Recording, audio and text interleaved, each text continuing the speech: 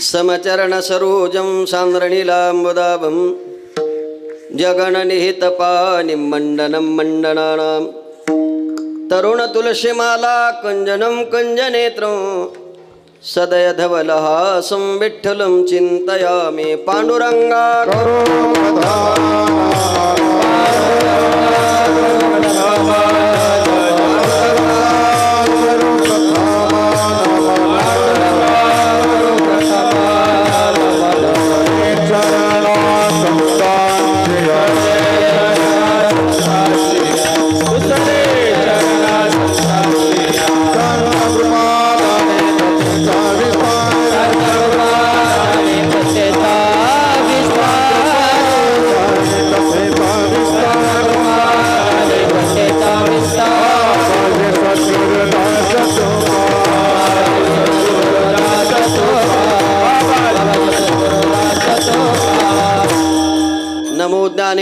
नमो ज्ञानेश्वर निवृत्ते उदारा सुपान देवा मुक्ताबाई नमो त्रिभुवन पावनी अद्यत्रे जननी देवाची ज्यांचे गावे केला वास त्यासी नसावे उदास मस्तक हे पायावरी या वारकरी संतांच्या श्री संताचे माथा चरणावरी साष्टांग हे करी दंडवत किंवा शरण शरण एकनाथा पायी माथा ठेविला नका पाहू गुणदोष झालो दास पायांचा सोनो बंत तथा कुनिजनतया मामासे बोलती नामे शंकर शंकरा शुभ करा निसंग जो संगती पुण्यश्लोकीचा पुण्यनगरीचा मोती करा शोभतो ऐशा संतवरा शुभ करा दांडे करा वंदितो सेवेला गी सेवक झालो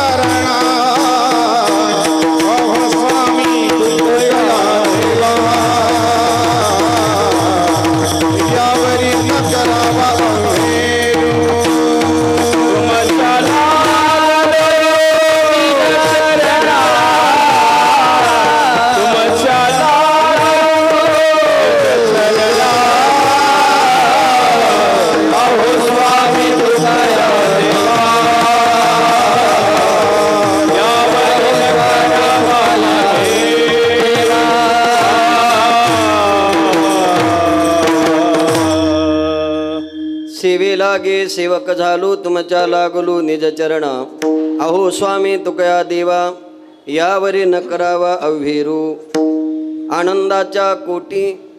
आनंदाच्या कोटी साठविल्या किंवा साठविले आम्हा पोटी प्रेमे चालिला प्रवाहो किंवा प्रेम चालिला प्रवाहो नामो घलवला हो प्रस्तुत कीर्तन रूपी सेवेकरता निवडलेला अभंग महान भगवत भक्त संत सम्राट विश्ववंद्य महाराष्ट्र भूषण असणारे देहूचे सुप्रसिद्ध साधू वैराग्याचे मूर्तिमंत पुतळे श्रीमंत श्री जगद्गुरु तुकाराम महाराज यांचा 4 चरणाचा सर्वांच्या परिचयाचा आणि पाठातला अद्वैतपर प्रकरणातील अभंग आहे।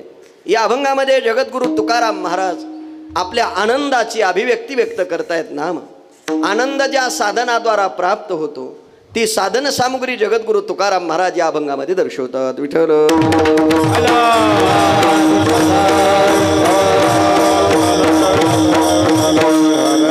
अभंग जगद्गुरु तुकाराम महाराजांचा आहे।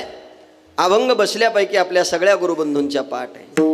अभंगाचा जर तृत शब्दशः भाव पाहिला तर अतिशय सोपा आहे। आनंदाच्या कोटी महाराज म्हणतात आमच्या पोटामध्ये कोट्यावधी आनंद साठवलेला आहे, कारण हरिप्रेमाचा प्रवास सारखा चालू आहे।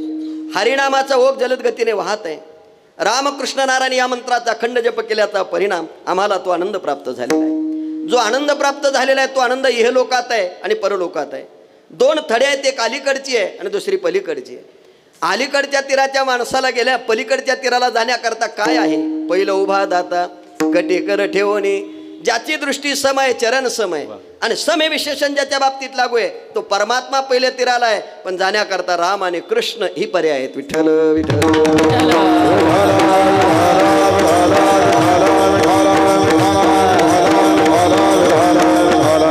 असा या अभंगाचा शब्दशः भाव मी आपल्या समोर मांडलेला आहे.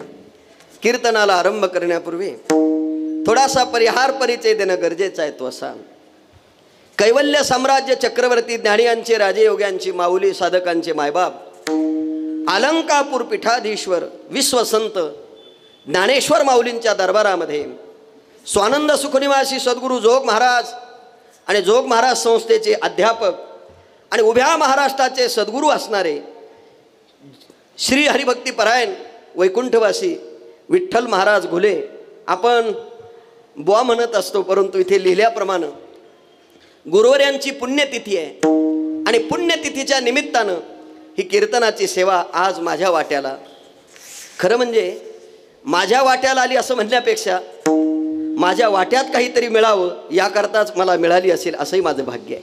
कारण ज्यांची सेवा आहे ते जोग महाराज वारकरी शिक्षण संस्थेचे अध्यक्ष आहेत श्री हरिभक्तीपरायण गुरुवर्य संदीपान महाराज हसेगावकर. महाराज निघाले होते कीर्तनाकरता, जवळजवळ 50 किलोमीटर आले, परंतु कालपासून एवढा पाऊस चालू आहे त्यामुळं अनेक नद्या नाल्या भरून वाहत आहेत म्हणून महाराजांना काही येता आलं नाही. महाराजांचा फोन इथे आला, मला जमणार नाही, कोणीतरी कीर्तन करा. खरं म्हणजे मी दुपारी जेवण केलं आणि मी माझ्या घरी निघून गेलो. निघून गेल्यानंतर हे सगळं आवरलं आणि आवरल्यानंतर आमची सगळी गुरुबंधू महाराज मंडळी सप्ताहामध्ये जे सगळे संयोजनानं काम करतात ती सगळी गुरुबंधू मंडळी एकत्र बसली आणि बसल्यानंतर मला फोन केला जालिंदर महाराज भोसले यांनी सांगोलकर महाराजाच्या मोबाईलवरून. आणि फोन करताना मला सांगितलं, कुठे आहे, उरकलं का सगळं? म्हटलं घरी आहे. म्हटलं मी एक काम सांगतो, करणार का? मी म्हटलं नक्की, काहीतरी चुकलं आहे आता, कारण भाऊचा फोन सहसा तसा काही येणार नाही हे मला माहिती होतं. म्हटलं काय काम आहे तेवढं सांगा. म्हणले काम एकच आहे, संध्याकाळी कीर्तन करायचं. मी म्हटलं भाऊ मला कीर्तन नको नको म्हणूस तर ते यांनी फोन कट केला. ही वस्तुस्थिती आहे. आत्ता ही सगळी मंडळी इथंच आहेत बसलेली आणि या सर्वांनी ठरवलं कीर्तन करायचं. पण आता कीर्तन ज्यांच्या जाग्यावर करायचं आहे ते वारकरी शिक्षण संस्थेचे अध्यक्ष आणि नुसते अध्यक्ष नाही तर उभ्या महाराष्ट्रात जे कीर्तनकार घडल्या जातात त्यांच्या कीर्तनाची परीक्षा घेणारे परीक्षक आहे. आता त्या परीक्षकांच्या कीर्तनाच्या जागेवर माझ्यासारख्या विद्यार्थ्याला सेवा मिळते ही तुम्ही आता माझी परीक्षाच पाहू शकता. विठ्ठल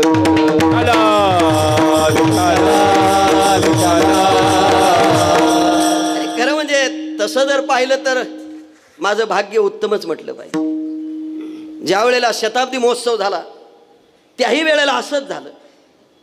मी घरी जाऊन पोहोचलो आणि रात्री नानांचा फोन आला संस्थेतून की उद्या सकाळी कीर्तन करायचं आहे. तोपर्यंत महाराजांनी पण संदीपान महाराजही होते.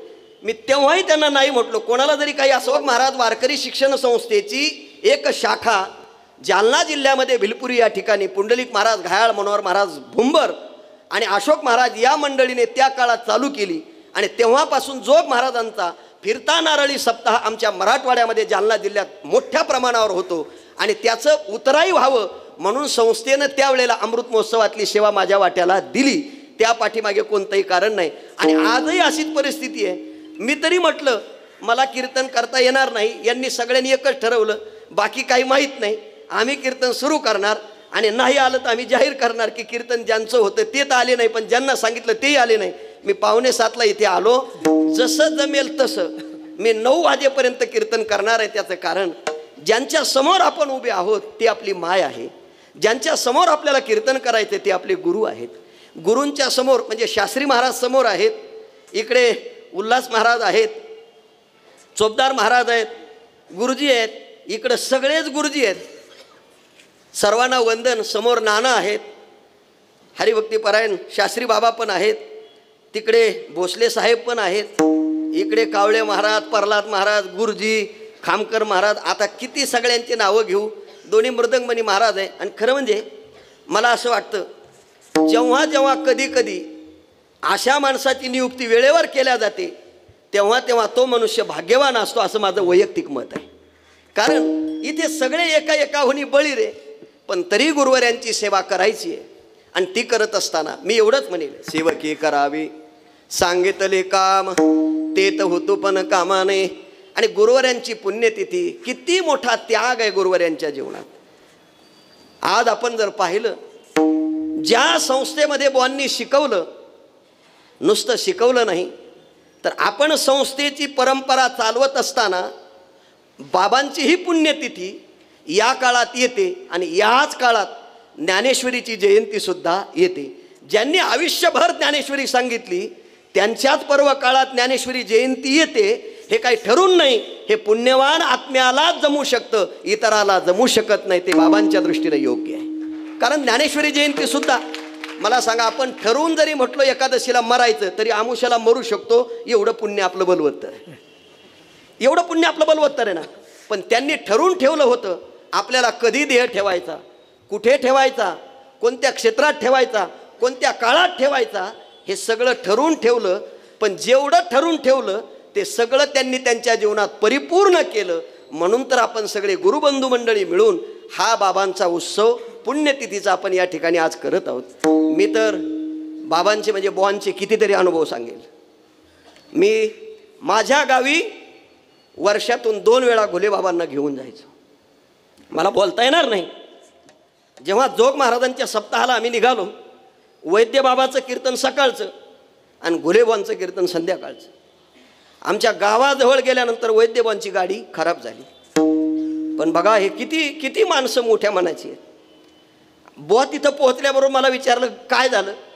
मी म्हटलं काही नाही, बुवांचं कीर्तन आहे आणि त्यांची गाडी अमुक अमुक ठिकाणी खराब झाली. म्हटले त्यांची गाडी जर खराब झाली असेल तर आपली गाडी पाठवा. एक लक्षात ठेवा, तेव्हा त्यांच्याकडे गाडी नव्हती. जरी दुसऱ्याची गाडी असली तरी सांगितलं की त्यांना घेऊन या. आणि आल्यानंतर ज्या घरामध्ये मी माझ्या गावामध्ये घर बांधलं, पण सगळ्याच्या साक्षीनं सांगतो मी घराची वास्तुशांती केलेली नाही. माझ्या घरात पहिल्यांदा जर प्रवेश कोणी केला असेल तर तो विठ्ठल महाराज घुले यांनी केला. आणि मी घरच्यांना सांगितलं मी वास्तुशांती करणार नाही. माझे गुरुवारे आले, हीच माझ्या जीवनातली खरी वास्तुशांती आहे, मला काही करायची आवश्यकता नाही. माझा म्हणण्याचा भाव एवढाच आहे, माझी श्रद्धा आहे. बाबा जोग महाराजांचा सप्ताह इथं सुरू झाला की मोठे बाबा भिलपुरीला यायचे. आणि मोठे बाबा भिलपुरीला आले की घुलेबाबांचं कीर्तन असायचं आणि घुलेबाबांचं ठरलेलं असायचं.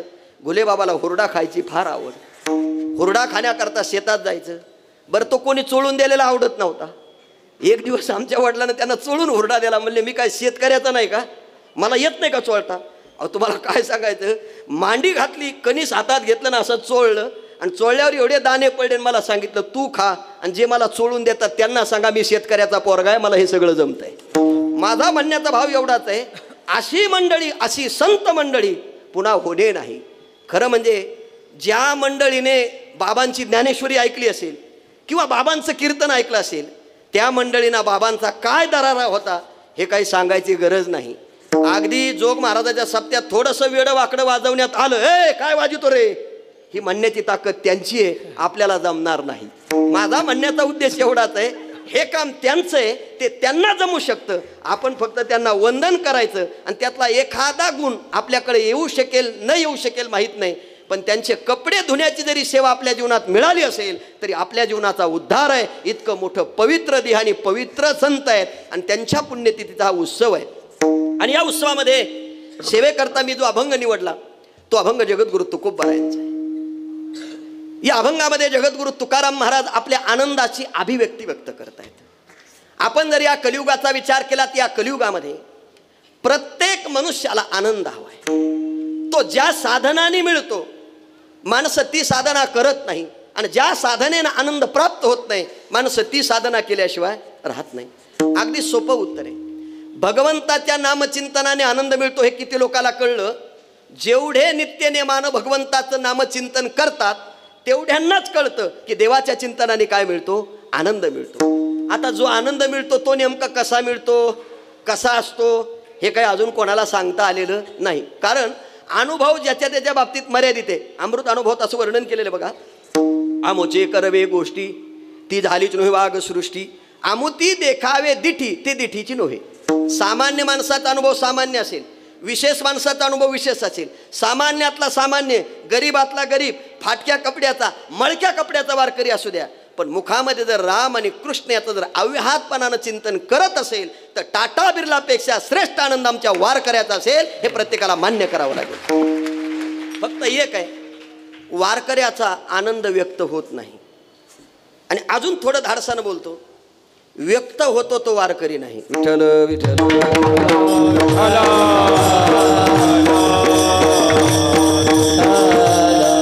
किती सोपं उत्तर आहे राजा भाऊ. साखर कशी आहे?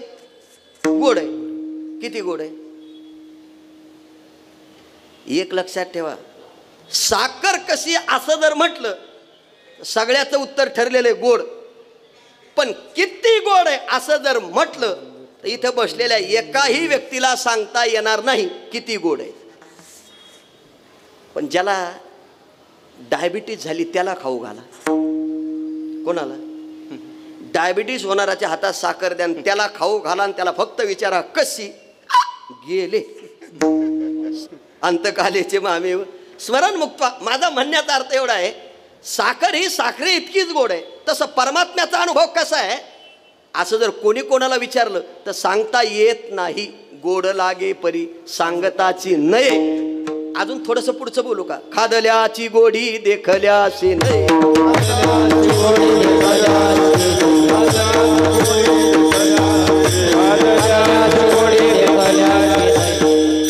खादल्याची गोडी देखल्याशी नाही. अहो दुपारी पंगत होती आणि पंगतीला श्रीखंड होता. आता ज्यांनी ज्यांनी खाल्ला त्यांना त्यांना माहिती आहे आज काय आहे. श्रीखंड आहे. एक व्यक्ती, मी उदाहरणार्थ सांगत असतो, मुंबईला गेला आणि मुंबईला गेल्यावर त्याला भूक लागली आहे, पण तो निष्ठावंत वारकरी असल्यामुळे त्यानं सांगितलं आपण काय कोणाच्या घरी जेवणार नाही, आपल्याला म्हणजे कोणाच्या हॉटेलमध्ये जे घरीच आलं होते, भानगडच आहे सगळी, हॉटेलमध्ये जेवणार नाही. त्यानं आपल्या गावाकडचं घर शोधलं आणि गावाकडचं घर शोधून घरी गेल्यावर म्हणले चहा करू नका, आम्हाला काहीतरी 2 घास जेवायला द्या. 2 घास जेवायला द्या म्हणल्यावर त्या मायमाऊलीने सांगितलं थांबा मी आत्ता तिचा स्वयंपाक म्हणजे काय सांगा. श्रीखंड, बासुंदी, आम्रखंड, लोणच्या, तेलच्या, बटाट्याची भजी, वांग्याची भजी, घोसल्याची भाजू, 5ही पक्वान्न असे सगळं तयार केलं. आणि मे महिन्याचे दिवस असल्यामुळं तिनं आम्रखंड आणला आणि आम्रखंड आणला आणि ताट मांडलं. मांडल्याबरोबर यानं पाणी फिरवलं, वाटी उचलली आणि बाजूला ठेवली.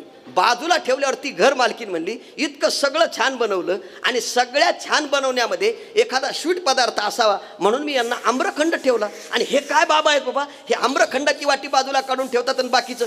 या बाबांनी बाकीचं सगळं संपवलं पण त्या वाटीला हात लावला नाही. वाढणारी फार हुशार होती. ती म्हटली बाबा अहो थोडं घ्या. म्हणले छे छे, घरी तेच आणि दारी तेच. घरी तेच आणि दारी तेच याचा सरळ अर्थ आहे, घरी जर कंटाळा आला तर लवकर बेसन हाटल्या जातं, कारण बेसनाचा कलर काय असतो? पिवळा, आणि आम्रखंड पिवळा. आता त्यानं ती वाटी बाजूला ठेवली, घेत नाही. पण वाढणारी फार हुशार होती. तिनं सांगितलं बाबा घरचं वेगळं आणि दारचं वेगळं. आता घरचं वेगळं आणि दारचं वेगळं म्हटल्यावर म्हणले काय? अहो म्हणले घरच्या बेसनात काय असतं? तो म्हणलं हेच असतं, याच्यातही काजू बदाम होते, त्यानं ते काढलेत. आता त्याच्या लक्षात आलं आपल्या घरच्या बेसनामध्ये लसणाच्या कांड्या असतात आणि त्या कशा असतात? पांढऱ्या. आता इथे काजू येत ना ते. म्हणलं ही आपल्याला वेड्यात काढायला. छे म्हणला आमच्याही घरी हेच आहे. ती वाटी बाजूला ठेवली पण हात नाही लावला. त्या माय माऊलीनं पुन्हा हात जोडून विनंती केली बाबा तुम्ही असे जाऊ नका, मी तुमच्या पाया पडते, फक्त एक घास. सगळं जेवण झाल्यावर त्याला वाटलं एवढा आग्रह जे आरती करते ना ते आरती आपण खाऊन पाहू म्हणून डाव्या हातात वाटी घेतली, उजव्या हाताचं बोट वाटीत बुडवलं आणि एक नुसतं असं जिभेला लावलं. जिभेला चव कळली. म्हणला घरचं वेगळंच दिसतंय आणि हे त्याच्यापेक्षा वेगळं दिसतंय. जेसीपीचं पुढचं खोरं असतं ना ते, यानं 4ही बोट बुलडे अख्खा काढा टाकला, वाटी बाजूला ठेवली. म्हणले संपला, उठा. कधी? चव कळल्यानंतर. आनरस रुचती केवी, आनरस रुचती केवी, आनरस तुझा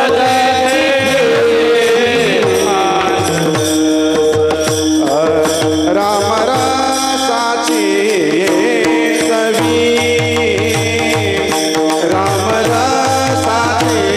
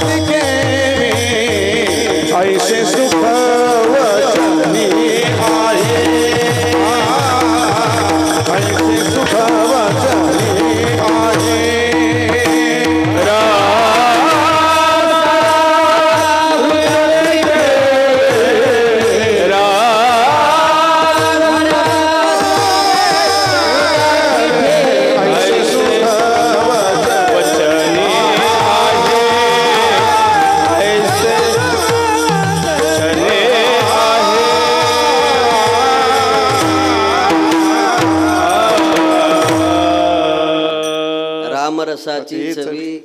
आता ही चवी त्यालाच आहे ज्याला रामरसाची चवी आहे. इतराला इतर चव लागतील, पण इतर दुकानात गेलेल्या, इतर हॉटेलमधले गेलेल्या, माझं उत्तर एवढंच आहे, खादल्याची गोडी देखल्याशी नाही, पदार्थ पाहून त्याची गोडी कळत नाही. अनुभव ज्याच्या त्याच्या बाबतीत मर्यादित आहे, कोणाला सांगता आला. अजून अर्ध्या मिनिटात उत्तर देतो. भगवान कृष्ण परमात्मा लीला करत होते आणि लीला करता करता भगवंतानं भिंतीला नख मारलं आणि भिंतीला नख मारलं, त्याला पोपडा म्हणतात. माती पडली आणि पडलेली माती भगवंतानं खाल्ली. हे बळीराम दादानं पाहिलं आणि पाहिल्याबरोबर आईकडे आले आणि सांगितलं, आई कृष्णानं माती खाल्ली. म्हटले बोलव जवळ. जवळ बोलवल्यावर आईनं विचारलं, कृष्णा मला कळलंय तू माती खाल्ली.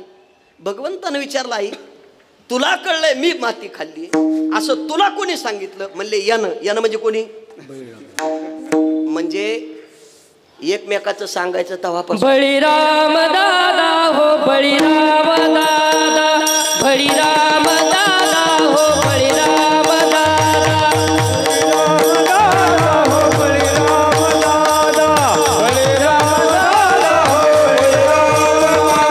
बळीराम दादा खोट बोलतो, बळीराम दादा खोट बोलतो.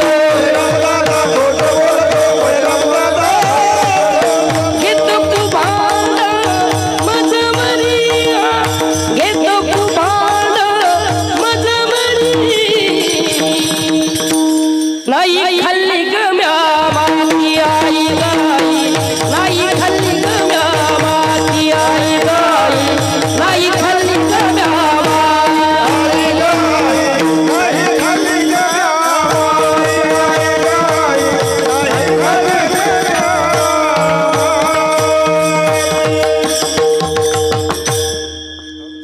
आई गाई नाही खादली मी माती. बळीराम दादा हो बळीराम दादा, बळीराम दादा खोट बोलूत. तोही माझा हा तोही माझा तोही माझा पक्षपाती. आई गाई मला उत्तर द्यायचंय, नाही खादली मी माती. आता झालं असं, त्यानं सांगितलं, मी इथे होतो, सांगितलं म्हटल्यावर म्हणले बोलो. आता कृष्णाला जवळ घेतलं आणि ज्यानं सांगितलं तोही जवळ उभा. यशोदेनं पुन्हा विचारलं, कृष्णा तू माती खाल्लीस? भगवंतानं हात जोडले, म्हणले आई नाही खाल्ली. म्हणले यानं सांगितलं. यानं सांगितल्यावर भगवंतानं सांगितलं, आई त्याच्यावर विश्वास ठेवू नको, तोही माझा पक्षपाती, तो खोटं बोलतो, काहीतरी सांगतो. आई माझा ऐक ना. नाही नाही नाही म्हणता म्हणता म्हणता थोडा काळ निघून गेला आणि भगवान ऐकत नाही, भगवान कबूल होत नाही. यशोदेनं सांगितलं, कृष्णा तुझ्या मुखात काय? मुखात काय म्हणल्यावर देवानं खाली मान घातली, पळण्याकरता निघाले तेव्हा हात धरला आणि लक्षात आलं याच्याच मुखात माती आहे. असं फरफर ओढत घरात नेलं. जेव्हा पोरग सगळ्या तक्रारी करून ऐकत नाही, चौकात त्याची माय असं ओढीत नेती, तेव्हा त्याला कळतं म्हातारी आता हल्ल्याशिवाय सोडी. असं ओढीतच घरात नेलं आणि घरात नेल्यावर कोपऱ्यात ठेवलेली काठी हातात घेतली. देवानं हात जोडले, म्हणले आई मारू नको. मारावया तिने उगारली काठी. म्हणले दाखव बरं मुख. मुख दाखव म्हटल्यावर भगवंतानं असं मुख वर केलं. यशोदेनं मुखामध्ये पाहिलं आणि पाहिल्याबरोबर भुवने ही पोटी 14 देखी. 14 भुवन पाहिले. यशोदेला चक्कर आली, धाड दिशी पडली. पडल्याबरोबर भगवंतानं उठवलं, विचारलं आई पाहिली का माती? म्हणले नाही. मग काय पाहिलं? कृष्णा जे पाहिलं ते सांगता येत नाही. इथं यशोदेच्या आईला सांगता आलं नाही. तुम्ही आम्ही आंघोळही नीट करीत नाही, देव पाहायला म्हणतो, कोणती गोष्ट आहे? बॉनच्या भाषेत सांगायचं म्हणजे हे असे येडे कसे असतील हे? आम्ही आयुष्यभर परमार्थ करतो, त्यांची भाषा बोलू का? अजून आम्हाला स्वप्न पडत नाही यांना देव दिसतो, हे त्यांचं म्हणणं आहे. आता मला सांगा, मुखात पाहिल्यानंतर यशोदेला चक्कर आली आणि बोलता आलं नाही, तसं अनुभव ज्याच्या त्याच्या बाबतीत मर्यादित आहे. पंढरपूरला गेल्यावर पांडुरंग कसा, सगळ्याचं वर्णन सावळा देखीला ठरलेलंच आहे, सुंदर ते द्या ठरलेलं आहे. पण ज्याच्या त्याच्या बाबतीत ऐका, जर परमार्थातला अनुभव ज्याच्या त्याच्या बाबतीत मर्यादित आहे तर प्रपंचातला अनुभव सगळ्याचा सारखाच आहे. आणि तो इथे मी कीर्तनात सांगायची काही गरज नाही, कारण मी हे सगळं उपभोगतोय सध्या. हा म्हणजे तुम्ही त्याच्यात हसू नका ना, तुम्ही पण त्याच्यातच आहे ना. कबीरदास महाराजांचं म्हणणं सांगतो, माहित नाही मला पण ऐकू शकता आपण. जो देखे सो दुखिया बाबा, सुखिया कोई नहीं रे, राजा दुखिया प्रजा, दुखिया जंग मजू. जो देखे सो दुखिया बाबा, सुखिया कोई नहीं रे. याकरता एक श्लोक सांगतो. सुख दुःखे समे कृत्वा लाभा लाभो जयाजी, ततोय दायजेश्व योगम पापमो वापसेसी अनित्यम सुखम लोकमिमम प्राप्य. माऊलीची उभी सांगतो चला. जय गावीचा चंद्र क्षयरोगी, जेथ उदय होय असता लागी, दुःख लिवणे सुखात अंगी सळित जगाते. अरे सूर्याला उगवावं लागतं आणि इच्छा नसताना मावळावं लागतं. सामान्याचं सोडा. मी याच्यावर फार बोलत असतो काही ठिकाणी. मी असं म्हणत असतो, काही माणसाला असं वाटत असतं मी सोडून दुसरा येऊच नाही. तुझं बावळट आहे का तू? बावळट आहे तू. इथं सूर्य उगवला इथपर्यंत ठीक आहे, त्याची इच्छा नाही मावळाची, पण चंद्र थांबत नाही ना. काय म्हणणं आहे तुमचं? चंद्र थांबतो का? अहो चंद्र निघल्यावर सूर्य राहत नाही. पण हे लक्षात ठेवा, चंद्राला असं वाटतं माझ्या पुढं कोणीच नाही, पण चांदण्या दम काढीत नाही. अहो चांदण्या म्हणजे हे अर्धवट शिकलेल्या लय बेजार करते तू आपल्याला. हा दुपारी साहेबांनी एक अभंग विचारला. मी होतो तिथं, मला वाटतं बरेच जण होते तिथे. महाराजाला विचारलं भोसले पाटलं, म्हणजे घालीन लोटांगण वंदीन चरण डोळ्यानं पाहीन रूप तुझे. ते म्हणले मी एवढ्या वर्ष कीर्तन ऐकतो, मला हे कळत नाही. त्याच्यात घालीन लोटांगण सांगितलं, वंदीन चरण सांगितलं, पण हा अभंग म्हणताना तुम्ही सगळे असे का फिरता? मी तिथून फिरून निघून आलो. म्हणलं मला विचारलं तर मलाही सांगता यायचं नाही. पण त्यांचं समाधान झालं की नाही दळकेकर शास्त्री मला काही माहीत नाही. पण माझं सरळच आहे गुरुजी. घालीन लोटांगण वंदीन चरण आणि डोळ्यान पाहीन, ते सगळं देवाचं वर्णन आहे ना. म्हणजे तिथं गेल्यानंतर लोटांगण घालायचं, डोळ्यान देवाला पाहायचं, हे सगळं आहे. त्याच्या चरणाचा स्पर्श करायचा. पण त्याच्यामध्ये हे फिरायचं कुठे? अहो लय घोटाळे आहेत आपल्यातले. विठ्ठल विठ्ठल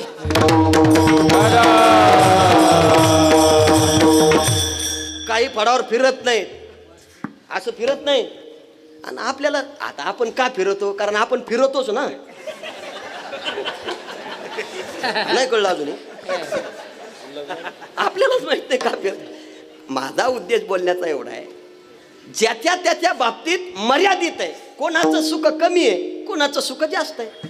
कोणाचं दुःख कमी आहे आणि कोणाचं अहो सुख दुःखे समेकृत्वा म्हणत असताना अजून एक ओवी सांगतो. ना तरी सरोवर आटली, राणी दुखिया दुखी भेटली, का वांज फुलं फुलली झाड जायची. एकाला तहान लागली, तांबे हातात घेतला आणि घरातच फिरू लागला. पाणी पाणी. जास्त पैसे झाल्यावर असं होतं,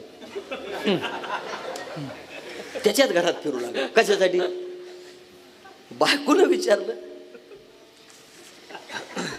तुम्हाला काय पाहिजे? म्हणलं काय नाही, पाणी पाहिजे. पाणी पाहिजे म्हटल्याबरोबर ती म्हटली तुम्हाला रांजण दिसत नाही का? तो म्हटला रांजण दिसतो, टाकी दिसते, पण मी रानात सुद्धा पाहिलं पाण्याचा थेंब नाही. टाकीचा नळ चालू केला, पाण्याचा थेंब नाही. सगळीकडे पाहिलं मांडगे महाराज, पण पाणी सापडे ना. आता काय करायचं? त्यानं पुन्हा धर्मपत्नीला सांगितलं पाणी. ती म्हणली तुमचं डोकं ठिकाणावर नाही. हा म्हणला माझं ठिकाणावर नसू दे, पण तुझे डोळे तर ठिकाणावर असतील ना. म्हणले काय? तिनं पटकन रागानं तांब्या घेतला, रांजणाजवळ गेली, रांजणाचं झाकण काढलं बाबा, आणि झाकण काढून तांब्या असा बुडवला. जसा बुडवला तसा तिचा हात इतका कोरडाच गेला. म्हणजे पाणीच नाही ना. पाणी नाही म्हणल्यावर तिने तांब्या खाली सोडला आणि यांच्याकडे पाहून म्हणले का हो तुम्ही म्हणता तेच खरंय. म्हणले काय खरंच पाणी नाही? हा म्हटला पाऊण तास झालंय मी तुला पाणी पाणी म्हणतो, माझी जीभ टाळूला चिटकायची वेळ आली, इतकी कोरड पडली, आणि तूच मला विचारते तुम्हाला डोळे नाही का, तुम्हाला दिसत नाही का? आता एक सांग पाणी कुठे? ती म्हणली पाणी कुठे जाऊ द्या हो, पण रानाला छिद्र पडलं नाही, कोणी पाणी न्यायला आलं नाही, रानाला पाझर नाही.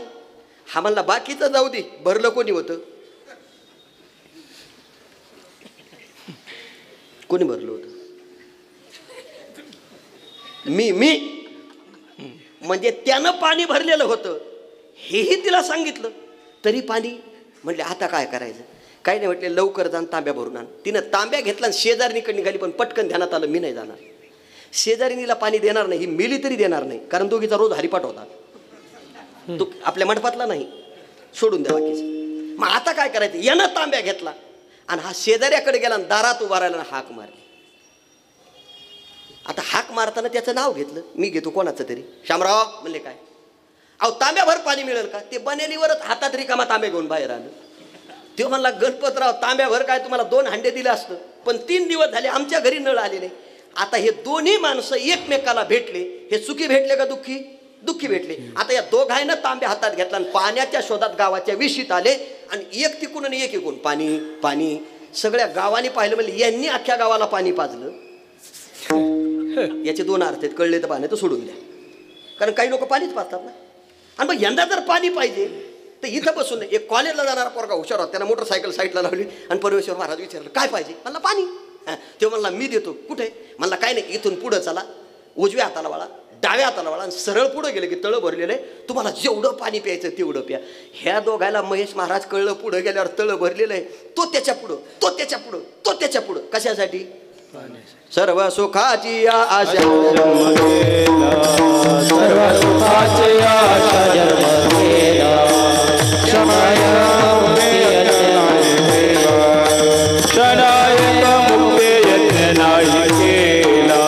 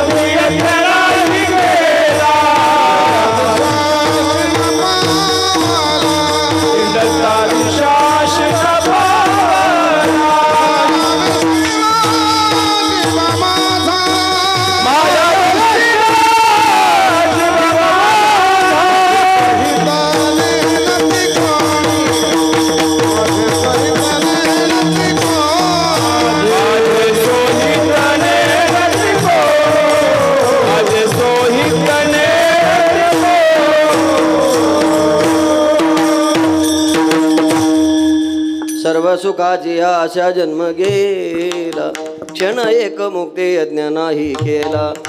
हिंडता देशाक्षी न पाव, माया वेष्टेला जीव माझा, माझे सोयीत नेनती. पळू लागलं. आता हे एकमेकाच्या पुढं पळतायत. माऊलीनं असं वर्णन केलंय, हे पळता पळता तळ्याच्या मध्यभागी उभे राहिले पळत. कशा करता? पाण्याकरता. आता एक लक्षणा ध्यानात आणली पाहिजे, भरलेलं तळं आहे पुढे, हे ज्यानं सांगितलं त्यानं पाहिलंच नव्हतं तळं आटलेलं आहे, आणि हे त्या भरलेल्या तळ्यात पाणी आणण्याकरता इतके पळू लागले. पळता पळता तळ्याच्या मध्यभागी उभे राहतात आणि आजूबाजूला पाहतात, तेवढ्यात एक जण तिथं विहीर खोदीत होता. कुठं? त्या तळ्यात. किती अवघड आहे. आवाज झाल्यावर हे दोघं तिथं गेले आणि त्याला हाक मारली, ऐकलं का? त्यानं असं वर पाहिलं. म्हणले काय? म्हणले काही नाही, आम्हाला फाट्यावर एकानं सांगितलं पुढं जा, अख्खं तळं भरलेलं आहे, तेवढं तळं दाखव. तो म्हणला तुमच्या गोळ्या संपल्या का? तुम्ही गोळ्या घेतल्या नाही सकाळी? अरे तुम्ही जिथं उभे आहात ते तळच आहे. म्हणलं मग मला एकानं सांगितलं तळं भरलेलं आहे, ते कुठं आहे? अरे त्या तळ्यात गेली 6 महिने झाले मी विहीर खोदतोय, अजून माझ्याच विहिरीला लागलं नाही तर तुला कुठून देऊ? सरोवर आटले राणी दुखिया दुखी भेटले का वांज फुलं फुलले झाड जैसे. व्यवहारिक सुख दुःख हे सगळ्यांचं सारखंच आहे आणि व्यवहारिक सुख दुःख कोणालाही चुकत नाही. मी काही सांगण्याची गरज नाही. अनेक दुःखे सांगू किती सकळ संसाराची स्थिती. नसा हे पाषाण फुटेती भय काप सगळी प्रमाण पाठे. दुःख बांधवडी सुख पाहतात सगळं माहिती आहे. अहो सकाळी काकडा म्हणताना सुद्धा प्रमाण म्हणताना कंटाळल्यासारखी माणसं म्हणतात. संसार दुःख मूळ चौकडे इंगड हिजरांदी नाही गोडे. अहो हे म्हणायला लागल्यावर असं वाटतं दुसऱ्या गावाला निघून जावं. प्रमाण आहे ना, मोकळ्या मनाने म्हणा ना. संसार दुःख मूळ चौकडे इंगड विश्रांती नाही गोडे. हे म्हणतानी वय तुम्हाला नाथ महाराज एक मुद्दाम उभी सांगतो. संसारिका देव नसे वना धावता ते पेसे मृग ससे कान उद्धरती. तुम्ही इतकं त्याला हे म्हणताय का? एवढं कोणाच्या बरं जाऊ द्या. व्यवहारिक सुख दुःख कोणाकडे नव्हते. चला तुकाराम महाराजांचं चरित्र वाचा. व्यवहारिक सुख दुःख नव्हतं का? दुष्काळी आटीला द्रव्यनेला मान श्रेयकांना. बरं जाऊ द्या. एवढं सगळं घडलं तरी महाराजाची प्रमाण काय सांगतात? काय खावे आता कोणीकडे जावे. काय खावे आता कोणीकडे जावे. काय खावे आता कोणीकडे जावे. काय खावे आता कोणीकडे जावे. गावात राहावे कोणाकडे.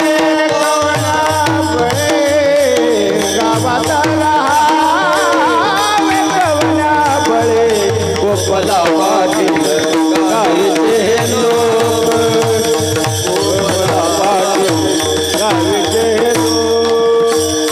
गावात राहावे कोणाकडे. गावात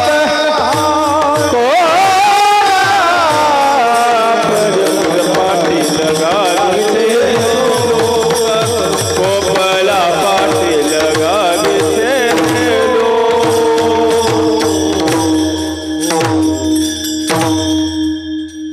काय खावे आता कोणीकडे जावे. गावात राहावे कोण्या बळी. कोपला पाटील गावीचे हे लोक. आता मज भेक कोण घाली. गावातल्या पाटलानं सांगितलं गावात राहायचं नाही. सध्या सगळी बेजारीच आहे. सध्या बेजारीच आहे सगळी. कोण कशा करता बेजार आहे, कोण कशा करताय. कोपला पाटील समजणे को इशारा आहे कापी आहे. मी पाटलाच लेकरू आहे. कोपला पाटील गावीचे हे लोक. आता माझं भीक कोण घाली. गावातल्या पाटलानं सांगितलं गावात राहायचं नाही. माझं मत आहे त्यांच्या इतकं दुःख तर आपल्या वाट्याला आलं नाही. अहो त्यांच्या इतकं जर दुःख आलं. चला अजून एक प्रमाण सांगतो. दुःख ते कयचे नाही स्वप्नाशी. मुक्ती मुक्ती झाल्या कामारीला. त्याचे वर्म तू आम्हा सुखे राहिला प्रेमाची आ. तुकोबारायला साधकाने विचारावं. तुकोबारायने म्हणावं दुःख ते कैसे नाही स्वप्नासी. मुक्ती मुक्ती झाल्या कामारी. त्याचे वर्म तू आम्हापाशी सुखी राहिला. अरे तुकोबाराय त्या काळात काय करत होते? पांडुरंग ध्यानी पांडुरंग म्हणे जागृती स्वप्नी पांडुरंग. तुकोबाराने विना गळ्यात घातला की भजन करीत निघावं. पांडुरंग पांडुरंग पांडुरंग. एवढं तुकोबाराने भजन करावं. मी त्याचाही जास्त विस्तार करणार नाही. बुवा फार छान सांगायचे पाठात. भजन करण्याकरता तुकोबाराय जायचे आणि ते तुकोबाराय होते महाराज. कधी कोणत्या रस्त्यानं चाललो हे सांगत नव्हते. पण जिजाबाई सुद्धा तितक्या ताकदवान होत्या, तितक्या निष्ठावान होत्या. महाराज कोणत्या रस्त्यानं गेले हे सांगायची गरज नाही. पण न चुकता त्या रस्त्याला रोज जिजाबाईनं निघावं. हा जिजाबाईचा जीवनातला परमार्थ आहे. आपण कधीतरी चिंतन करा. कधी कधी माणसं सहज बोलतात. तुकाराम महाराजांच्या धर्मपत्नी भांडत होत्या. कुठं पुरावे येते? ती काय आपली गंगूबाई ठकूबाई आहे का रोज भांडायला? येड्यावानीच काम आहे हो. म्हणजे वस्तुस्थिती बरी. त्यांचं भांडण नव्हतं. भांडण होतं ना, मी पण म्हणेल ना. पण कोणासोबत होतं? तुकोबाराय ज्याचं चिंतन करत हो. अरे देवासोबत भांडायची ताकद होती बुवा म्हणायचे. त्या काय साध्या होत्या का? त्यांच्या म्हणण्याप्रमाणे जिजाबाईचं भांडण कोणासोबत? देवासोबत. आणि आपलं न बोललेलं बरं. हो तुकोबाराय भजन करतात आणि भजनामध्ये इतके तल्लीन झाले. असं म्हणतात भजन करता करता सर्पविंचू अंगा झोंबे. किंवा सगळ्याला प्रमाण पाठ आहे. वृक्षवल्ली आम्हा सोय रे वनचरे पक्षी सुस्वरे गाती आळविते रे येणे सुखे रुचे एकांताचा वास येणे रुचे एकांताचा वास येणे सुखे रुचे एकांताचा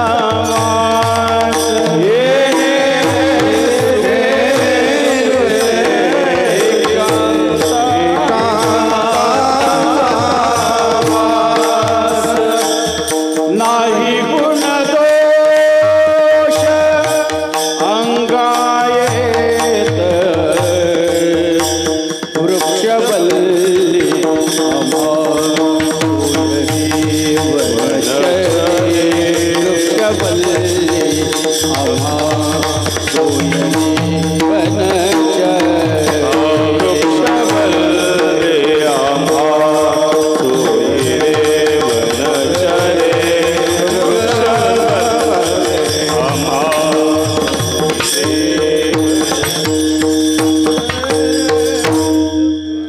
वृक्षवल्ली अम्हा सोयरे वनचरे पक्षी सुस्वरे गाती आळविती रे. महाराजांनी भजन करावं, भजनामध्ये तल्लीन राहावं. माध्यान्हाला सूर्य आलेला आहे. जिजाबाईनं पाहावं, सकाळपासून गेलेत अजून काय येईल. एक दिवस वाट पाहिली, याला त्याला विचारलं, टोपलीमध्ये भाकरी भरली आणि जिजाबाई घेऊन निघाल्या. असं वर्णन आहे. जाताना रस्ते 3 आहे. कान लावला, ज्या रस्त्याला तुकोबाराच्या पाऊल खुणा आहेत त्या रस्त्याला कान लावल्याबरोबर श्री विठ्ठल जे विठ्ठल हा मंत्र ज्यांना ऐकायला येत होता त्या जगाच्या पाठीवर जिजाबाई एकच आहे, पुन्हा पुढे होऊ शकलेलं नाही. अजून थोडंसं मला उत्तर द्यायचं आहे.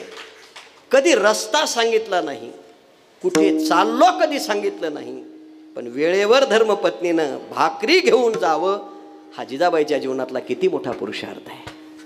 आपण किती सांगा, कीर्तन संपल्यावर येणार आहे, गेल्यावर म्हणतात जेवले नाही. वस्तुस्थिती आहे, काय वेगळे पण आहे. बरं, याच्यापेक्षा पुढचं उत्तर देतो. भाकरी घेऊन निघाल्या आणि जाता जाता त्यांच्या पायामध्ये काटा मोडला असा उल्लेख आहे. आता काटा मोडल्यावर जिजाबाई खाली बसल्या.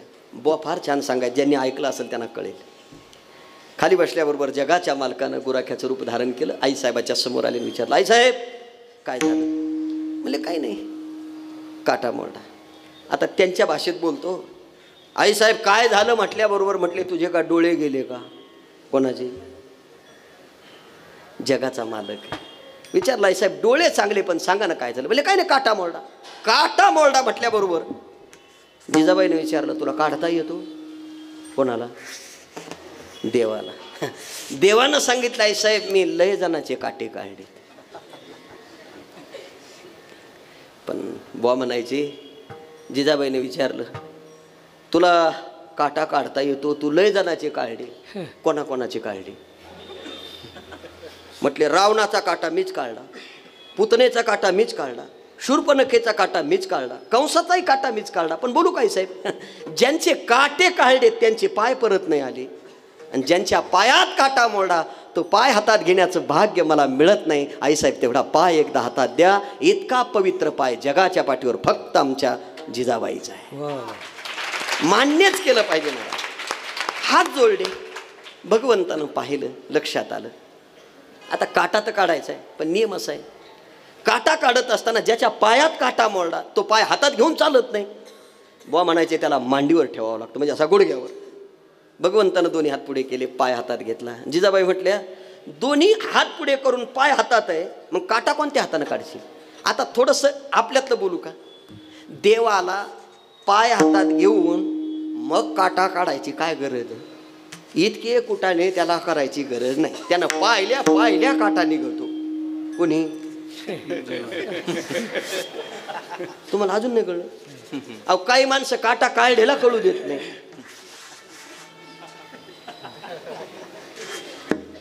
पुन्हा 5-5, 10-10 वर्ष कळू देत नाही.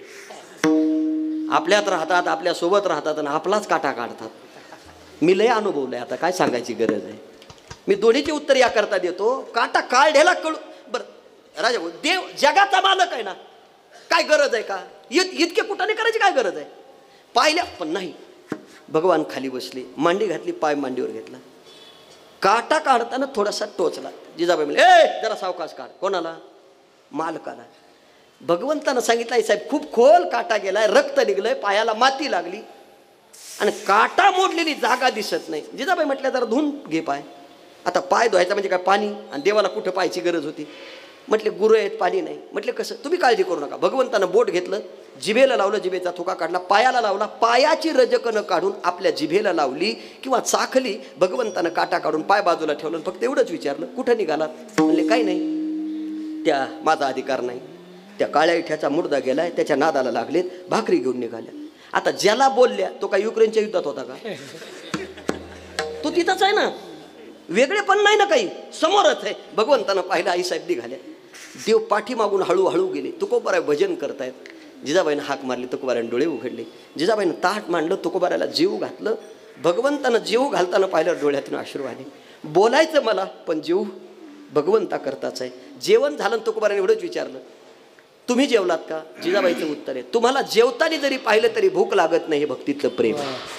आणि हा शब्द ऐकला, पण पायाला रक्त दिसलं. तुकोबारायनं विचारलं, पायाला रक्त दिसतं? म्हणले काटा मोरडा.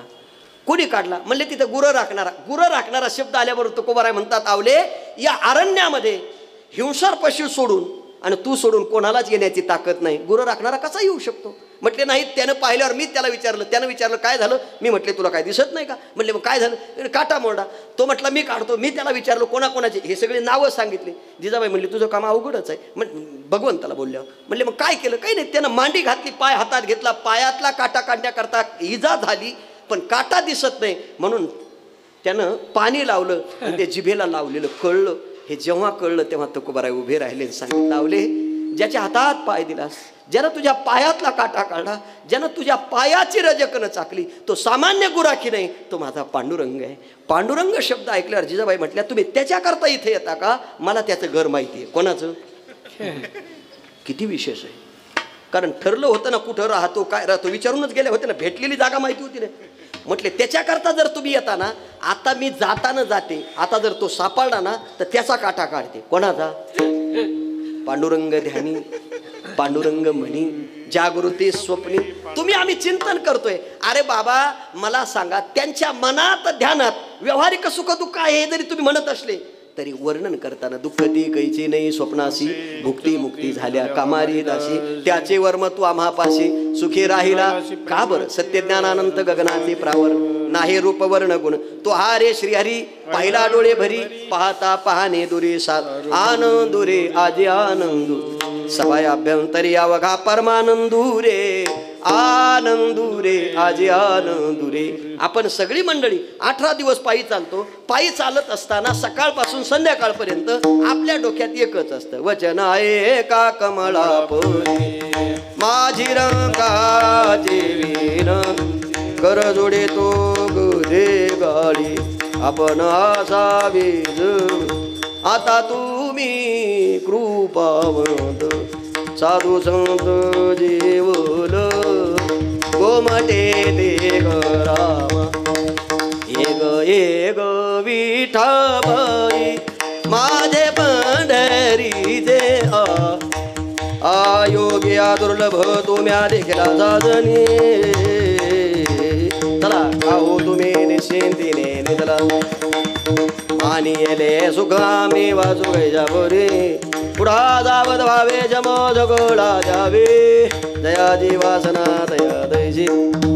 असं म्हणत म्हणत आपण पोहोचतो देवाच्या जवळ. 36 तास दर्शन बारीत उभं राहतो आणि जेव्हा पांडुरंगाच्या गाभाऱ्यात प्रवेश होतो आणि समोर पांडुरंगाला पाहतो तेव्हा सगळं विसरतं आणि एकच दिसतं, सुंदर ती ध्यान उभी विटेवरी करकटावरे. आणि हे वर्णन करताना महाराज काय केलं? राजस कुमार मदनाचा पुतळा साबळे रूपाने चोरटे चित्ताचे, साबळे रूपाने चोरटे चित्ताचे, साबळे रूपाने चोरटे चित्ताचे, साबळे रूपाने चोरटे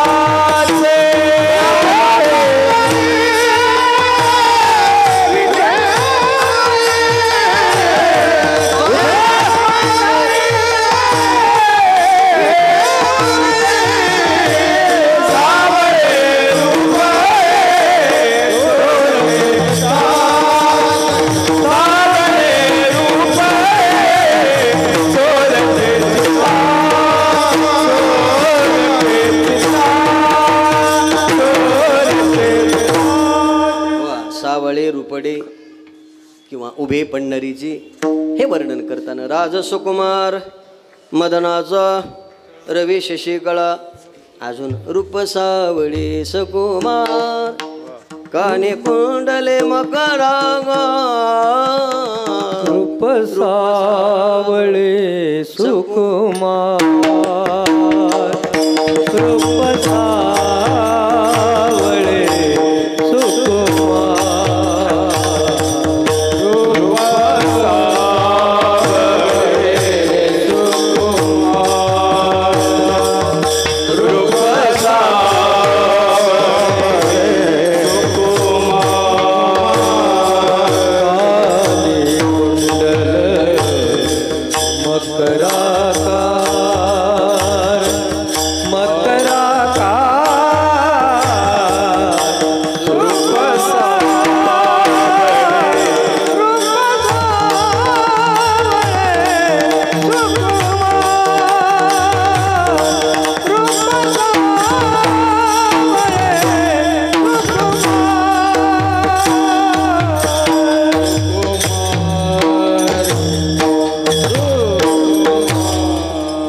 रूप सावळे सकुमार कानी कुंडले हे सगळं वर्णन परमात्म्याच्या संदर्भानं करता येईल. आणि परमात्म्याला पाहण्याकरता गाभाऱ्यात जेव्हा पोहोचतो तेव्हा दुसरं काही दिसत नाही. मला वाटतं त्या दिवशी पंडित भाऊनी अभंग घेतला आणि त्यात ते चरण आलं. कंठी प्रेम दाटे नैनी नीर लोटे हृदयी प्रगटे रामरू. जसं भाऊ म्हटले ना, काही म्हणतात हे शेपक आहे, काही म्हणतात नाही, असं चालूच आहे ना. पण मी याच्या पुढचं सांगेन, आपल्या दृष्टीनं ते महत्त्वाचं आहे. ते शेपक आहे का माहीत नाही, पण मोठ्यांच्या मुखातून आलं ते आपल्याकरता शेपक नाही. कंठी प्रेम दाटी नैनी निरुटी ही अवस्था झाली. परमात्म्याला पाहिल्यानंतर अवघेचे त्रैलोक्य आनंदाची आता आणि भगवंताच्या चरणावर माथा ठेवल्यानंतर आनंद झाला. किती अभंगाच्या पहिल्या चरणात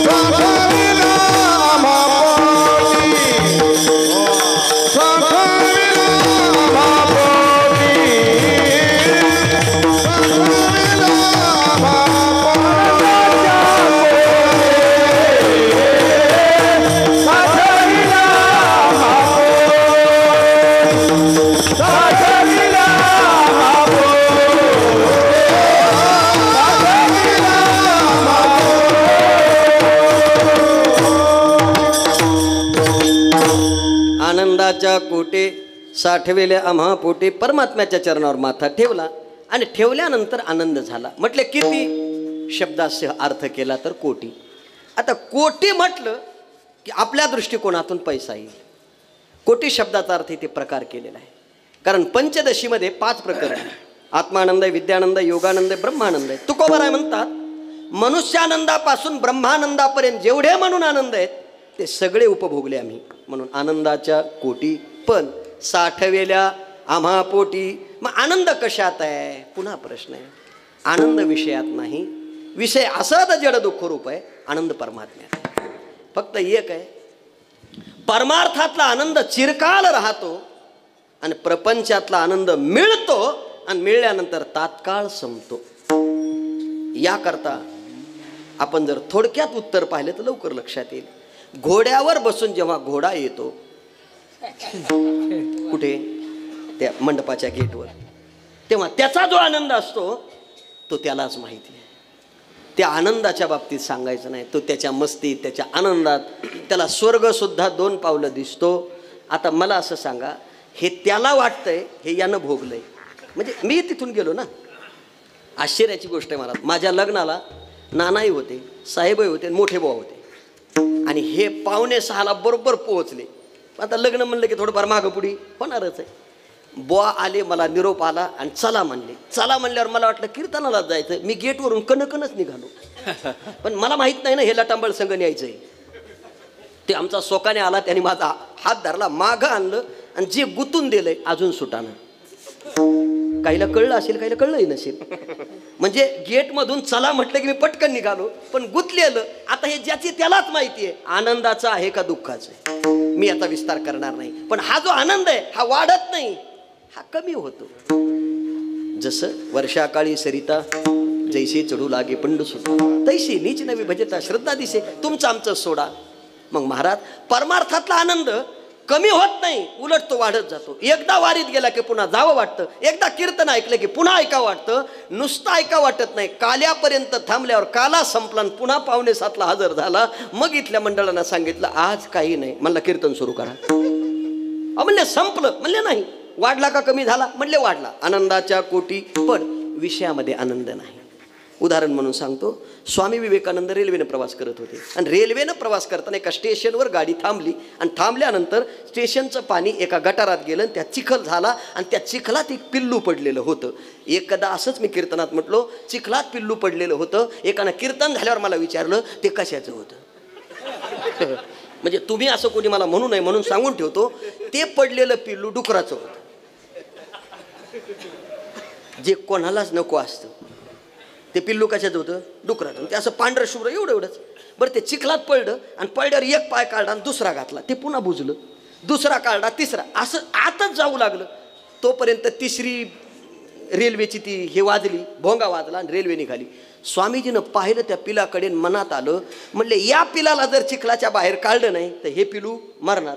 स्वामीजीने चेन ओढली, रेल्वे थांबली, उडी टाकली, पळत गेले, कमरा इतक्या चिखलात उतरले. त्या पिलाला वर काढलं, नळावरती असं छान प्रकारे धुतलं, पांढऱ्या शुभ्र वस्त्रानं त्याला पुसलं आणि असं ठेवलं आणि सांगितलं इथं राहा, तिकडे जाऊ नको. कोणाला अजूनही नाही कळलं. अहो त्याला तिथं ठेवलं, पण ते बी इतकं चॅप्टर महाराज. त्यानं स्वामीजी बोलेपर्यंत पाहिलं, नंतर तुर पुन्हा गेलं कशात, त्या चिखलात. आता त्याला पुन्हा काढलं. ऐका, दृष्टांत संपला, सिद्धांत ऐका. पिलू चिखलात आहे तेव्हा स्वामीजीच्या मनाला आनंद आहे का दुःख आहे? दुःख आहे. कारण पिलू बुडतंय, मरतंय हे त्यांना कळतंय. पण मुळात जर पाहिलं तर डुकराचं पिलू राहतं कशात?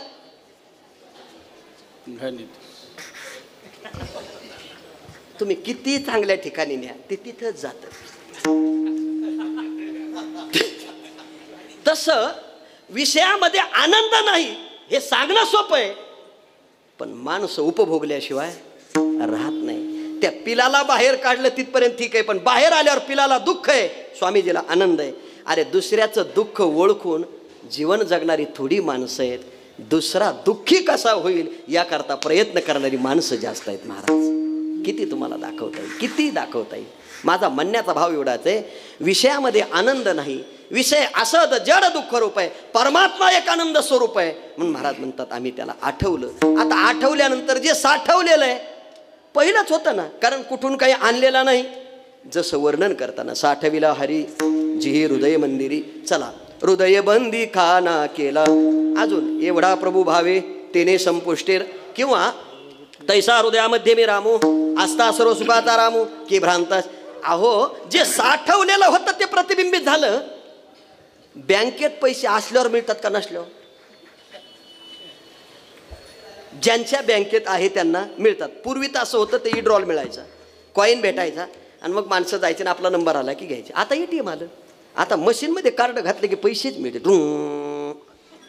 पण कोणाला मिळते हे ध्यानात आणा, ज्याच्या खात्यात आहे त्याला. काही काहीच्या खात्यातच नाही, फक्त ATM कार्ड खिशात आहेत. तुम्हाला आश्चर्य वाटेल महाराज, एका आजीनं ATM मशीनमध्ये आधार कार्ड घातलं. हा अहो साहेब, करत ना, ATM मशीन मध्ये आधार कार्ड घातलं, मी पैसे काढायला गेलो. म्हणलं आजी काय करता? मुख्यमंत्र्याची बहीण आहे. हा याच्यात अहो आधार कार्डानं कुठं पैसे ATM? मी म्हटलं आजी त्याला हे कार्ड पाहिजे. मी दाखवलं. म्हणलं हे तर पप्प्याच्या बापाकडे आहे आमच्या. म्हणलं घेऊन येतो, मी माझे पैसे काढतो. मग तरी घरी गेली, पप्प्याचा बापन कार्ड संगच आणलं. आणल्याबरोबर माझ्या देखत असं टाकलं. टाकल्याबरोबर मालकाला विचारलं किती काढायचे. तो म्हणला 25. मला असं वाटलं यायच्या खात्यावर 50 असतील. त्यानं 25चा आकडा दाबला आणि कोड दाबला. सुर्र वाजलं, खट, पैसे नाही आले. इकून कागद खाली पडला. कागद खाली पडल्यावर तिनं पाहिलं. ती म्हणली मगाशी तर तुमच्या 500च्या नोटा इकून निघत होत्या, आमचा तर कागदच पडायला. म्हणलं बघू बरं तुमचं कार्ड. मी कार्ड घेतलं, मशीनमध्ये घातलं. मी घातल्यावर फक्त 1000 रुपयाचा आकडा टाकला, पण पैसे नाही आले. पुन्हा कागदच आला. कागद आला. मग याची शंका दूर होण्याकरता मी आजीला म्हणलं थांबा, तुमच्या कार्डाने निघत नाही, मी माझं टाकतो. मी पुन्हा माझं कार्ड टाकलं ना, आजीचे देखत 500 रुपये काढले. मग आजी म्हणते माझं कार्ड टाकल्यावर मशीन पैसे देत नाही आणि तुमचं कार्ड टाकल्यावर हे मशीन पैसे देतं, असं का? म्हणलं पप्प्याच्या बापाला विचारा, तुम्ही खातं खोललं होतं तेव्हा काही टाकले होते का? पप्प्याचा बाप म्हणला नाही. मग काय बापाची पेंड आहे का मशीन पैसे द्यायला? मशीन कोणाला कसं पैसे देईन? अरे सगळ्याच्याच हृदयात परमात्मा आहे, सगळ्यालाच कसा भेटेल? कोणाला भेटेल? म्हणतोनी नवनीता दैसेगी अनंता. अहो ज्यांचं कार्ड आळंदी पंढरीला नित्यानं येतं त्यांना साठवलेलं प्रतिबिंबित होतं, इतराला होऊ शकत नाही. म्हणून आनंदाच्या कोटी साठविल्या आम्हा पोटी. आता इथे पोट शब्दाचा अर्थ जर हृदय केला तर परमात्मा हृदयात आहे. आता हृदयात आहे याचा पुरावा जर शोधला तर सीतामाईनं 9 रत्नाचा हार हनुमंतरायाला दिला. मणी फोडून फेकले आणि फेकल्यानंतर विचारलं का मणी फोडता? म्हटले राम शोधतो. हा शब्द ऐकल्यावर सीताबाईने सांगितलं तुमच्यात म्हटल्यावर हनुमंतरायानं अशी छाती फाडली. राम लखन सीता सहित हृदय बसहु सुरभू सियावर रामचंद्र. हृदयामध्ये प्रत्यक्ष पाहिलं, सीताबाईनं हात जोडून लक्षात आलं. हनुमंतरायानं उत्तर दिलं, आई साहेब ज्याच्यामध्ये राम नाही त्याचं काम नाही, आणि ज्यांचं हृदय परमात्मा सोडून इतरत्र जात असेल त्यांचं आपल्यात काही काम नाही. मग आपल्या हृदयात जर परमात्मा असेल तर आपण त्याला साठवलेलं आहे, फक्त वाचेन आठवा. आणि आठवल्यानंतर त्याच्याद्वारा आनंद होतो. तो किती अभंगाचा प्रेमेचा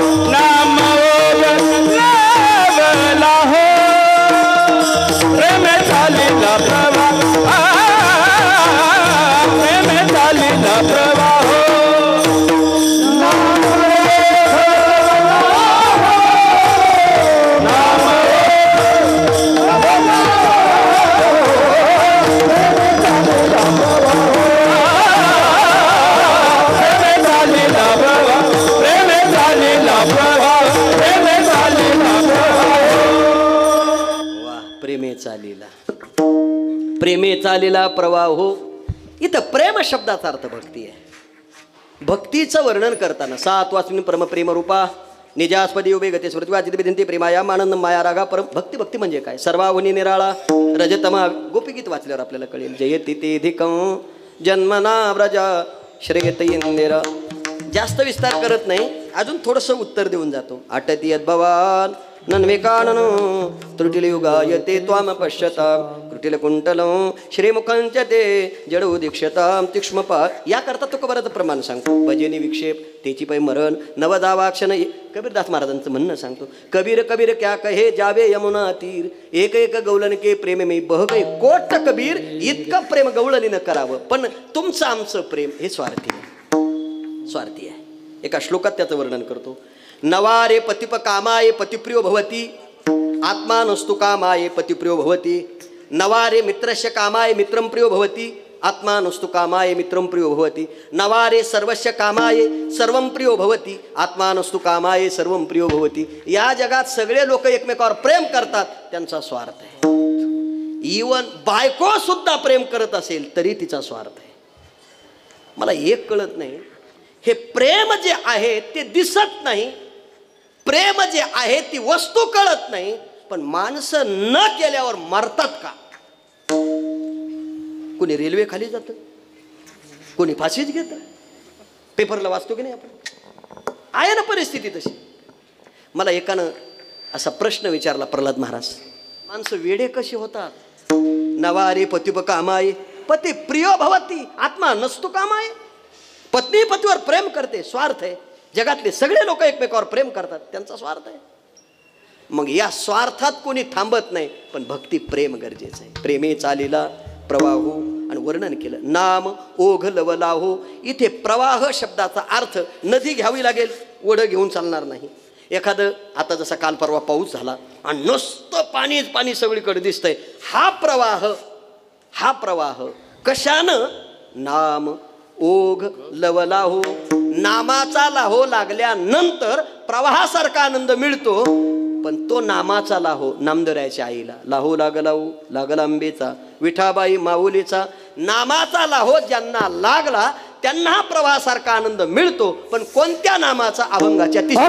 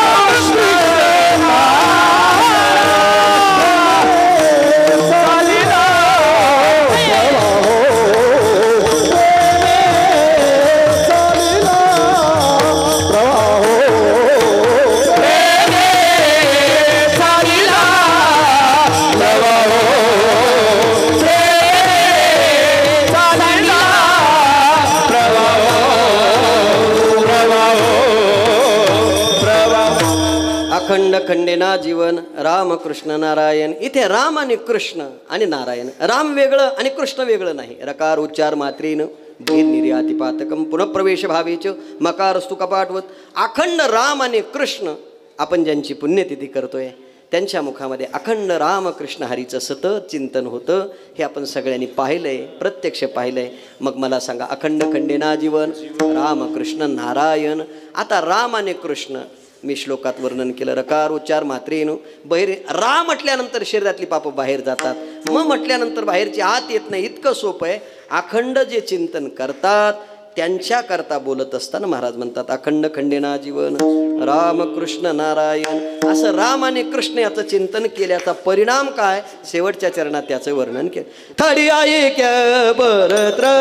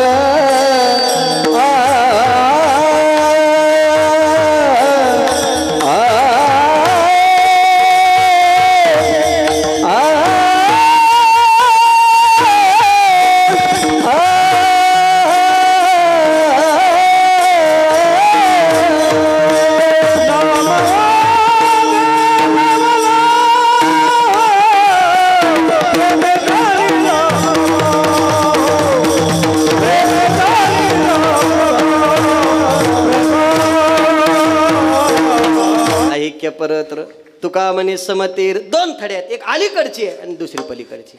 अलीकडच्या तीराच्या माणसाला पलीकडे जायचं. पहिलं उभा दाता कटिकर ठेवून सम शब्दाचा अर्थ ब्रह्म आहे. आणि गीतेमध्ये असं वर्णन केलंय, निर्दोषो ही समम ब्रह्म. आपण ज्या पुण्यतिथी करत आहात, बाबांचं जीवन सुद्धा सगळ्या करता समान होतं.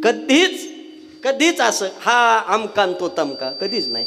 कधी दर्शनाला जा, रूममध्ये दर्शन घेऊन बसलं की फक्त एकच प्रश्न, काय बुवा कुणीकड नाही, आणि चला. हा नाही म्हणजे आले आणि गेले तसलं कोण्या गावचं काहीच नाही. दुसऱ्याच मिनिटाला कुणीकड काय नाही, मग चला. अहो, आदरयुक्त भीती संस्थेत बुवांची होती, वैद्यबाबांची होती. काय माणसं होते, हिमालयाच्या उंचीचे.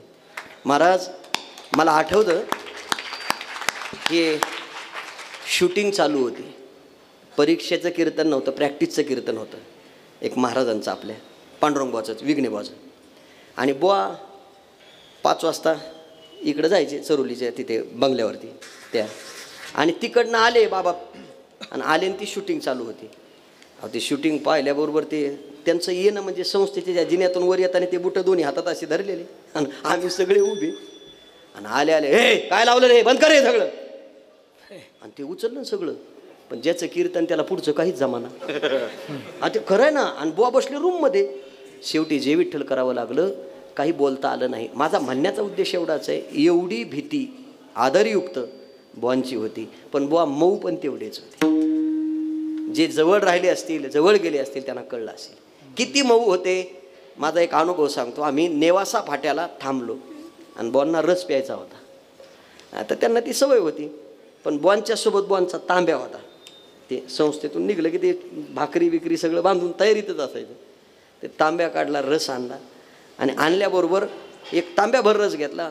आता आपण जरी विद्यार्थी असलो तर शेवटी आपण आपल्या गुरुकडे सगळं झाल्यावर घेऊ ना. ते दुसरा ग्लास मागवला आणि त्यात टाकला. म्हणले मागच्या विद्यार्थ्याला द्या. म्हणजे आपल्या हातात अगोदर रसाचा ग्लास दिला, विद्यार्थ्यांनी घेतल्यावर गुरुनी घेतलं. इतकं स्वच्छ जीवन सगळ्याकरता जर असेल आणि अशा साधूची पुण्यतिथी जर आपल्याला करायला मिळत असेल तर आपण भाग्यवान आहे. खरं म्हणजे ज्ञानोबा आहे, तुकोबा आहे हे आपण पाहिले नाही.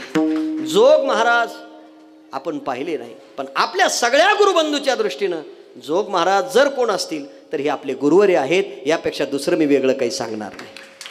आणि वस्तुस्थिती आहे महाराज, ज्यांच्याकडे संग्रह सापडला नाही, ज्यांच्याकडे काहीच सापडलं नाही गाथा ज्ञानेश्वरी सोडून, अहो जेव्हा बुवा निघाले संस्था नको म्हटल्यानंतर, तेव्हा पाय धरले शेवटी सगळ्यांनी.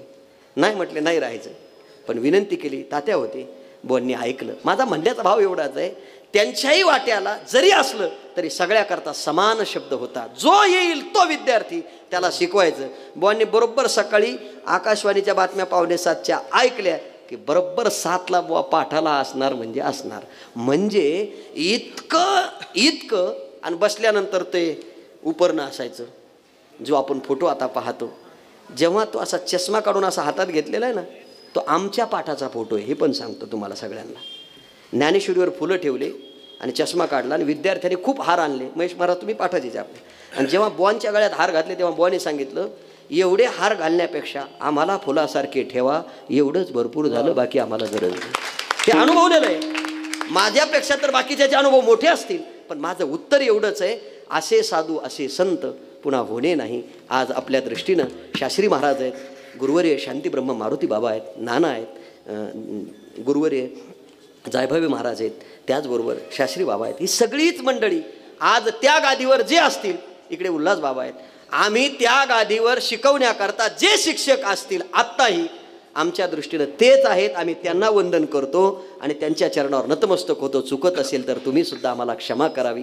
थडी ऐक्य परत्र तुका म्हणे समतीर. सम शब्दाचा अर्थ ब्रह्म आहे. आणि ब्रह्मस्वरूपाला गेलेले संत ज्या स्थितीत झाले त्यांचं भजन करू. विठोबा रखुमाई,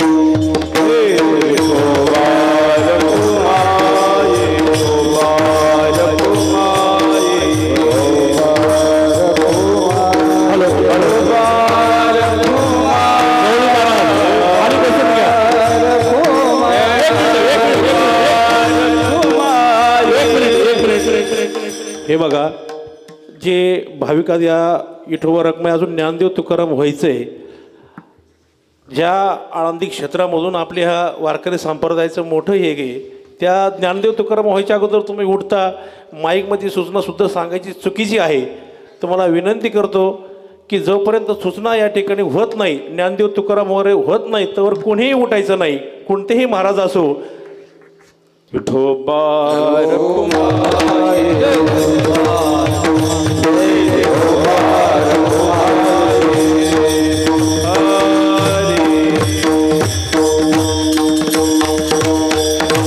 आनंदाच्या कोटी साठविले आम्हा पोटी, प्रेमे चालिला प्रवाहो नाम ओगलवला हो. अखंड खंडेना जीवन रामकृष्ण नारायण, प्रेमे चालिला प्रवाहो नाम ओगलवला हो. थडी ऐक्य परतर तुकामने समतीर झालेली सेवा, प्रभूचरणी समर्पित सेवेला पूर्णविराम. वेळ झाली 9 ते आपलं 7 ते 9 आहे, तिथपर्यंत मी प्रयत्न केला. मी कोणत्याही स्थितीत नसतानासुद्धा मला सांगितलं आणि बाबांच्या सप्ताहातली सेवा आहे. खरं म्हणजे जेव्हा हे ठरलं होतं तेव्हा जालिंदर बाबा मला म्हटले होते की पहिल्या दिवसाचं कीर्तन तू कर, पण मीच बुवांना म्हटलं होतं नको, जेव्हा गरज वाटेल तेव्हा करेल. पण संदीपान महाराजांच्या जागेवर मला कीर्तन करायची संधी मिळाली. माझ्या जीवनातलं भाग्य आहे, कारण शेवटी गुरुची सेवा आहे. तेही गुरुच आहेत, हेही गुरुच आहेत, आणि गुरुच्या समोर शिष्यानं काय बोलावं, त्यांच्याकडे एकच प्रार्थना करायची, आमच्या आयुष्यात दुर्बुद्धी ते म्हणा कदा अनुपूजो नारायणा, तुमची सेवा घडावी हीच अपेक्षा आहे. घुले बाबाच्या सप्ताहात आम्ही सगळीच मंडळी 5 दिवस कसलाच विचार न करता सगळे राबत असतो, काम करत असतो. कोणी कोणाला बोललं तरी कधी काही वाटत नाही. त्याचं कारण हे बाबांचं आहे, आणि म्हणून आपण सगळेजण प्रयत्नशील आहात. ज्ञानेश्वर मावले